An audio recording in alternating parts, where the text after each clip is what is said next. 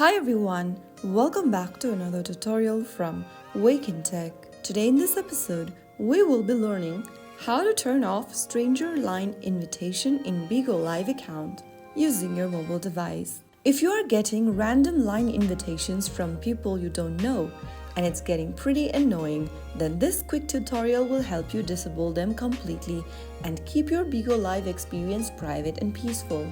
Start off by opening up your Bigo Live application on your device and make sure that you are logged into your account. From the homepage of Bigo Live, tap the Me button at the bottom right corner.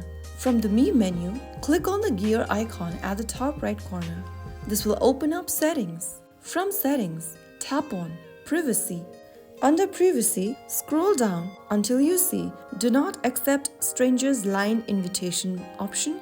Simply toggle the menu right next to it, and after turning this on, you will not receive line invitations from strangers. Make sure that it is turned on and it is blue if you want to switch it on.